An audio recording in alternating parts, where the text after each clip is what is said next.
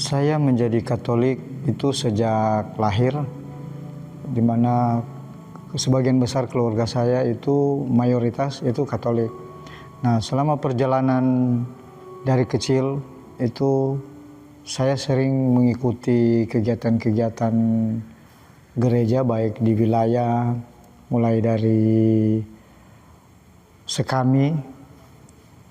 Jadi saya ikuti, terus ibadah Rosario juga ikut bersama dengan orang tua dan adik-adik, kunjungan ke rumah-rumah, bahkan sewaktu masih kecil itu tidak pernah absen untuk mengikuti ibadah Rosario, karena kita sebagai umat Katolik ketika jatuh pada bulan Bunda Maria itu kerinduan untuk setiap malam itu harus beribadah doa Rosario.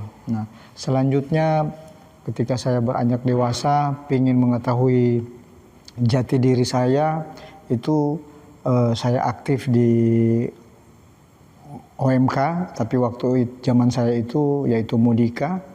Nah, saya ikut Mudika, tetapi karena zaman itu kita masih ibaratnya masih muda dan ingin bergaul, saya sebenarnya dari paroki Ratu Rosari Suci Tuminting, stasi Kairagi.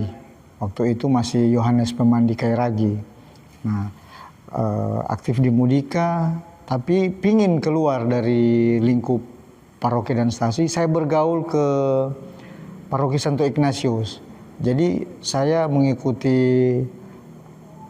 Mudika itu pada zaman itu ke paroki Santo Ignatius. Ya boleh dibilang lintas paroki lah waktu zaman saya masih muda waktu itu dan bergaul.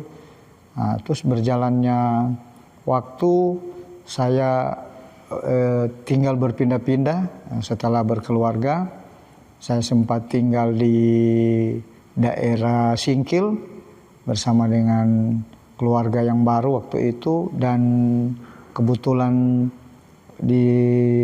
masih masuk wilayah Ratu Rosari, saya bergabunglah dengan umat di wilayah Santa Elizabeth waktu itu. Nah, masuk periode pertama saya sebagai umat, dan setelah periode kedua waktu saya masih tinggal di Singkil waktu itu, saya diangkat jadi wakil ketua. Padahal memang waktu itu keterbatasan umat dan memang kandidat atau boleh dibilang bisa memberi sumbangsi waktu itu. Nah, saya diminta pengurus untuk bantu sebagai wakil ketua. Nah, berjalannya waktu setelah itu pindah ke Gereja Paniki Indah sini. Nah, karena ingin selalu bersosialisasi dengan umat yang ada di sekeliling, karena kita itu satu keluarga Katolik, saya bergabunglah dengan wilayah rohani Santo Mikael waktu itu. Nah, proses juga mungkin waktu itu belum terlalu aktif, hanya sekadar ibadah, dan akhirnya berjalannya waktu dengan perubahan pengurus, saya boleh diangkat atau ditunjuk sebagai ketua wilayah rohani, khususnya di wilayah rohani dengan nama Santo Padre Pio. Nah, berjalannya waktu, ya awal mula saya memimpin Santo Padre Pio itu memang banyak lika-liku atau perbedaan-perbedaan pendapat yang sering saya alami, saya temui dalam satu organisasi. Memang semua organisasi itu pasti banyak sekali perbedaan-perbedaan pendapat.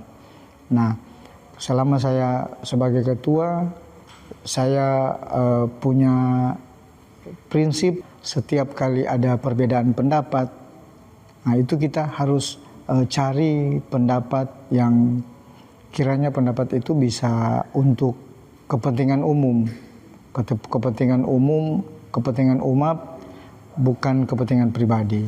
Nah, jadi sering saya edukasi ke umat bahwa apabila ada ide atau ada kritikan, silakan dikritik, tetapi harus dibarengi dengan alasan yang mendasar, sehingga setiap ada kritikan dan juga ada program harus ada solusi, bukan berarti ketika dikritik terus menghindar. Contoh misalnya setiap kali ada kegiatan, terus mau pingin kegiatan seperti apa, silakan mengkritik kalau memang usulan dari umat yang lain itu tidak berkenan. Tetapi ketika memberi kritikan, nah harus terlibat juga, jangan ketika dikritik tetapi lepas tanggung jawab, dikasih ke orang lain.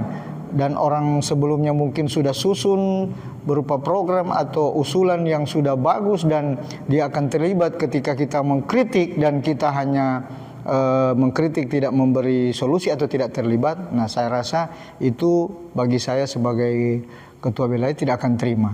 Saya akan terima apabila umat itu memberi sumbangsi dan juga melakukan tanggung jawab, sehingga apa yang dilakukan atau apa yang dikerjakan itu benar-benar tuntas, sehingga bisa berdampak buat umat untuk membangun umat wilayah rohani Santo Padre Pio itu bisa berkembang. Nah, dan harapan saya untuk pribadi, ya saya pingin secara pribadi lewat orang yang saya jumpai atau umat yang saya jumpai, yang saya pimpin, itu sebagai pembelajaran buat saya, sehingga secara pribadi saya juga ingin berkembang gitu dari segi organisasi maupun sosialisasi, bagaimana cara saya untuk menahan emosi, lebih santuy, karena memang seorang pemimpin itu dia tidak bisa ambil atau merangkul umat itu dengan kekerasan gitu, yang menyinggung. Nah, mungkin itu akan jadi sentimen atau ya bisa saja dalam satu organisasi itu bisa bubar. Tapi bagaimana saya sebagai ketua harus merangkul dan boleh dibilang harus ya sabar, lapang dada gitu. Dan selalu saya mengatakan diri saya, jangan melukai orang lain, jangan menyinggung. Karena kadang kalau kita hal yang kecil, ketika kita menyinggung itu akan berdampak besar. Nah, itu yang sering saya lakukan dalam kehidupan saya, bukan cuma juga di wilayah rohani, tetapi di luar juga.